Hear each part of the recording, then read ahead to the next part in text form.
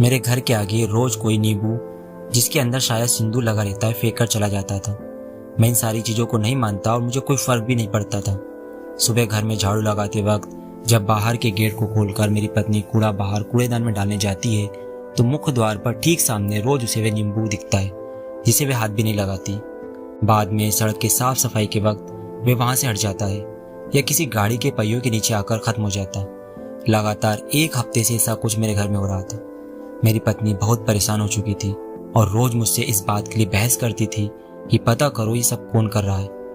पर मैं उसे सिर्फ यही कहता था, ये सब काला जादू वगैरह कुछ नहीं होता, सब मन का वहम होता है।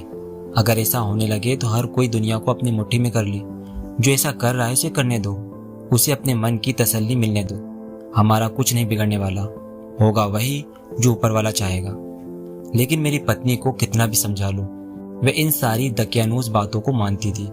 उसने जिद पकड़ ली कि अब तो उसे पता करना ही है कि ये सब कुछ कौन कर रहा है, नहीं तो हमारे घर में कुछ अनर्थ हो जाएगा।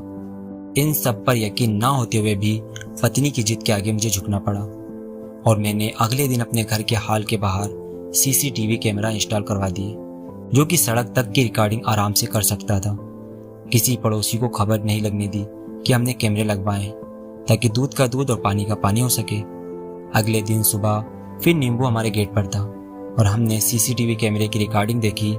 देखकर हमारे होश उड़ गए। उस नींबू को मेरे छोटे भाई ने लाकर मेरे मुख्य द्वार के आगे रखा था।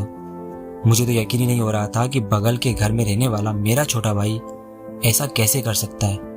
मुझे इन सारी चीजों पर कोई यकीन नहीं था, लेकिन फिर भी आज मुझे दुख हो रहा था इस बात का कि आखिर मेरे छोटे भाई ने मेरे साथ ऐसा क्यों किया।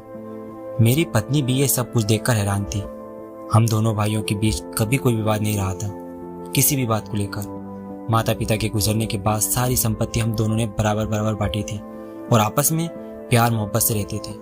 आज दिल टूट सा गया था, मुझे कुछ भी समझ में नहीं आया। मेरी पत्नी को गुस्सा आ रहा था और वह अपने देवर देवरानी से लड़ने के लिए जाना चाह रही थी, लेकिन मैंने उससे बोला तुम चुप रहो और अपना काम करो, मैं छोटे से बात करके देख लूंगा। पत्नी ने बोला अब बात करने वाली कोई बात ही नहीं है, ये बहुत बड़ी बात है, सगा भाई होकर वैसे कैसे कर सकता है। मैंने किसी तरह अपनी पत्नी को समझा बुझाकर उसे घर के कामों में व्यस्त कर दिया और अपने छोटे भाई के पास गया। भाई ने हमेशा की तरह बहुत प्यार से मुझसे बात की और अपनी पत्नी से मेरे लिए चाय बनाने को कहा। थोड़ी देर में चाय आ गई। मैं भाई से इधर उधर की बात करने के बाद मुख्य मुद्दे पर आ गया और बोला कि मेरे घर के मुख्य द्वार पर रोज कोई सिंदूर लगा हुआ नींबू फेंक कर जा रहा है। मेरा भाई अनजान बनते हुए बोल रहा था, अच्छा ऐसा कौन कर सकता है। उसके बाद मैंने आराम से बोला, यही जानने के लिए कल मैंने अपने घर में सीसीटीवी कैमरे इंस्टॉल करवाए थे। अब तो मेरे भाई के चेहरे का रंग उड़ गया था। उसे समझ में नहीं आ रहा था कि वे क्या बोले। वे मुझसे नजरें नहीं मिला पा रहा था। मैंने अपने भाई से पूछा कि मुझसे ऐसी क्या गलती हो गई थी कि उसने मेरे साथ ऐसा किया। मैंने अपने भाई से साफ साफ बोला, देख भाई मैं इन सब बातों पर यकीन तो बिल्कुल भी नहीं करता, लेकिन तुझे ये सब करता देख आज मेरा दिल में बहुत दर्द हुआ। हजारों टुकड़े टुकड़े हो गए मेरे दिल के। बस इतना बता दे कि मुझसे ऐसी क्या गलती हो गई कि तुमने मेरे साथ ऐसा किया। मेरा भाई और उसकी पत्नी मुझसे नजर नहीं मिला पा रहे थे और धीरे धीरे हकलाते हुए मेरे भाई ने बोला, भैया आपने कुछ भी नहीं किया, बस आपकी दुकान मेरी दुकान से ज्यादा अच्छी चलती है और आपकी आमदनी मेरी आमदनी से दोगुनी है। मैं भी चाहता था कि मेरी आमदनी बढ़ जाए।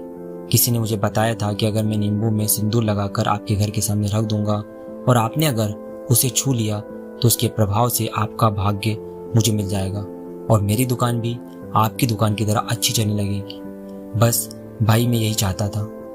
मैं हैरान था अपने भाई की बातें सुनकर। मेरा भाग्य लेने के लिए मेरे भाई ने काले जादू का इस्तेमाल किया। फिर भी खुद को संभालते हुए मैंने अपने भाई से बोला, भाई अगर यही बात थी तो एक बार मुझसे बोलकर तो देखा होता। मैं तो खुद अपने हाथों से इस नींबू को उठा लेता, तुझे ये सब करने की जरूरत ही नहीं पड़ती। कहकर मैंने अपनी जेब में हाथ डाला और भाई ने आज सुबह जो नींबू मेरे गेट पर फेंका था वे अपनी जेब से निकालकर भाई के सामने अपना हाथ खोल दिया। भाई ने जैसे ही देखा कि मैंने भी नींबू अपने हाथों में पकड़ रखा है वह हैरानी से मेरी ओर देखने लगा।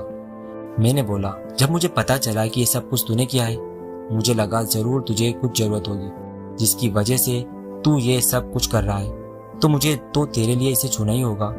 इसलिए मैंने इसे उठाकर अपनी जेब में रख लिया ताकि तेरी जो भी इच्छा है वे पूरी हो जाए। भाई कभी उस नींबू को देख रहा था और कभी मेरा चेहरा देख रहा था। उसे यकीन नहीं हो रहा था कि मैं ऐसा कुछ कर सकता था। मैंने बोला, तू मेरा छोटा भाई है और तेरे लिए मैं कुछ भी कर सकता हूँ, बस एक बार यकीन करके मुझसे बात तो की होती। मैं उसी वक्त नींबू और सिंदूर लेकर उसे अपने जेब में रख लेता ताकि मेरा भाग्य तुझे मिल जाए। मेरा भाई शर्म से जमीन में गिरने को था, उसे कुछ भी समझ में नहीं आ रहा था और मैं अब अपने घर की ओर जा रहा था, ये बोलते हुए कि अगर फिर कभी किसी भी चीज की जरूरत हो या कोई भी जादू टोना करना हो जिससे तुम्हारा कुछ फायदा हो, तुम सीधे सीधे मुझसे बात करना, वादा करता हूँ तुम्हारी पूरी मदद करूंगा। और मैं अपने घर की ओर जाने लगा, लेकिन पीछे से मेरे भाई ने मेरे पैर पकड़ लिए और रोने लगा। उसे अपनी गलती का एहसास हो गया था। वे बोल रहा था, भाई मैं तो सच में आपसे ज्यादा भाग्यशाली हूँ जो मुझे आपके जैसा बड़ा भाई मिला है। मुझसे अधिक भाग्यशाली दुनिया में और कौन होगा। मैंने अपने भाई को उठाकर गले से लगा लिया और भाई ने मेरे हाथों से नींबू लेकर डस्टबिन में फेंक दिया। कहानी अच्छी लगी हो तो कहानी को लाइक और शेयर करें और इस चैनल को सब्सक्राइब भी जरूर करें। मिलते हैं अगले वीडियो में। अपना और अपने अपनों का ख्याल रखिए।